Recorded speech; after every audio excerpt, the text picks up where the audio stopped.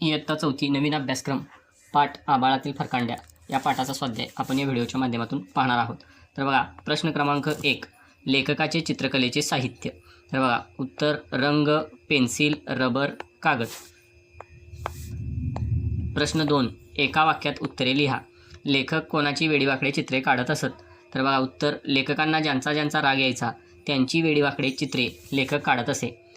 प्रश्न आ, लेखकाचे रविवारचे मित्र कोणते. रंग, रबर, कागद हे लेखकाचे रविवारचे मित्र होते. बघा पुढचा प्रश्न. प्रश्न 3, 3 ते 4 वाक्यात उत्तरे लिहा. अ, शाळेला सुट्टी असली की लेखक काय करायचे. शाळेला सुट्टी असली की लेखक रंगपेटी आणि कागदाचा तुकडा घेऊन गच्चीवर जाऊन बसायचे. गुरुजींनी दिलेला चित्रकलेचा विषय घेऊन चित्र काढायचे व ते चित्र रंगवायचे. झाड, घोडा, उंट, मांजर यांची चित्र ते काढायचे. पुढचा प्रश्न. आ, लेखक चंद्रसूर्यांची चित्रे केव्हा काढत असत. तर बघा, लेखक दर रविवारी चित्रे काढत असत. घोडा, उंट, मांजर ही चित्रे ते कायम काढत असत. घोडा, उंट, मांजर हे त्यांना चित्र काढण्यासाठी उपलब्ध नसतील त्यावेळी ते चंद्रसूर्याची चित्रे काढत असत. पुढचा प्रश्न. आकाश रंगवताना आकाशाचे रंग कसे बदलत गेले. उत्तर सुट्टीच्या दिवसात घराच्या अंगणात बसून रंगकाम करत बसायचे. रंगकाम करताना बशीत वेगवेगळे रंग उतरून आकाश तयार व्हायचे. आकाश रंगवून दाखवतो असे आई म्हणायची. त्यावेळी लेखक स्वतः आकाश रंगवायचे आणि आकाशाचे रंग कधी धुसर, कधी निळे सावळे, कधी केशरी टिळा ल्यालेले, कधी गर्द कुंकवासारखे असे आकाशाचे रंग बदलत गेले. पुढचा प्रश्न.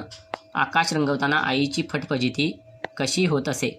उत्तर लेखकांची आई आकाश रंगवून दाखवतो असे म्हणायची. त्यावेळी पक्ष्यांचे पंख फडफडावत तसे तिच्या हाताचे व्हायचे. रंगाने भरलेली बोटे इकडे तिकडे लागल्यावर लेखकाची आई फुलपाखरासारखी दिसायची. आकाश रंगवताना लेखकाच्या आईची अशी फटफजिती होत असे. बघा पुढचा प्रश्न. विचार करा व सांगा. रिकाम्या वेळेत तुम्हाला काय करायला आवडते. उत्तर रिकाम्या वेळेत मला खेळायला खूप आवडते. लपाछपी, पकडापकडी, जिम्माफुगडी, क्रिकेट यासारखे वेगवेगळे खेळ खेळायला मला रिकाम्या वेळेत आवडते. पुढचा प्रश्न.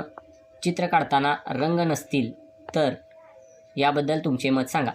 बघा उत्तर चित्र काढताना रंग नसतील तर चित्र आकर्षक दिसणार नाही.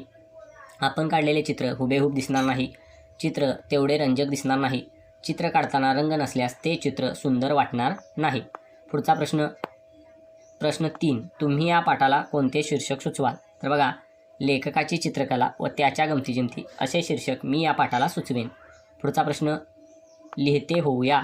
झाडे बोलू लागली तर या विषयावर 6 ते 8 वाक्ये लिहा. बघा उत्तर झाडे बोलू लागली तर झाडे माणसाला म्हणतील, आम्ही तुम्हाला फळे, फुले, सावली, ऑक्सिजन देतो, मग तुम्ही आमच्या जीवावर घाला का घालता. झाडे म्हणतील, आम्हालाही जगण्याचा अधिकार आहे, आम्हाला तोडू नका, आमच्यामुळे तुम्हाला शुद्ध ऑक्सिजन मिळतो, पाऊस पडतो, आमचे रक्षण करा, तुमचा फायदा होईल. बघा पुढचा प्रश्न. खेळूया शब्दांशी. प्रश्न 1, विरुद्धार्थी शब्द लिहा. मऊ, कठीण, मित्र, शत्रू, सरळ, वाकडा. प्रश्न 2, खालील कोष्टकात काही शब्दांची व चित्रांची नावे आलेली आहेत ती शोधा व त्यांची नावे लिहा. उत्तर पांढरा, काळा, बशी, केशरी, पाणी, जांभळा, पेन्सिल, तांबडा, लाल, पिवळा, ब्रश. बघा प्रश्न क्रमांक 3, दिलेल्या वाक्यातील विशेषणे ओळखा. तर बघा, अ, सुजाण माणसे सर्वांना मदत करतात. उत्तर सुजाण. आज मी तिखट भाजी खाल्ली. उत्तर तिखट. जंगलात हिंस्र प्राणी होते. उत्तर हिंस्र. राजा दयाळू होता. उत्तर दयाळू. मैदानावर 18 मुले होती. उत्तर 18. पुढचा प्रश्न बघा, नाम व विशेषण यांच्या जोड्या जुळवा व लिहा. तर बघा, इथं आपण नाम व विशेषण यांच्या जोड्या लावून उत्तरे दिलेली आहेत. तिखट भाजी, उंच पर्वत, बोलकी बाहुली, गोड आंबा, कडू कारले, सुंदर फुले. पुढचा प्रश्न, प्रश्न क्रमांक 5, रिकाम्या जागी विशेषणे लिहून वाक्य पूर्ण करा. तर बघा, रस्त्याच्या कडेला टिंबटिंब माणूस उभा होता. उत्तर आहे रस्त्याच्या कडेला उंच माणूस उभा होता.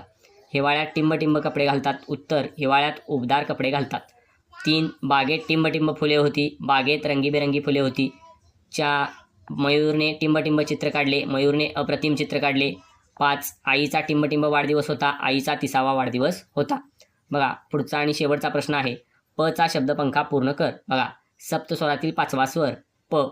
एका हाताची एकूण बोटे 5. एक रंग पिवळा.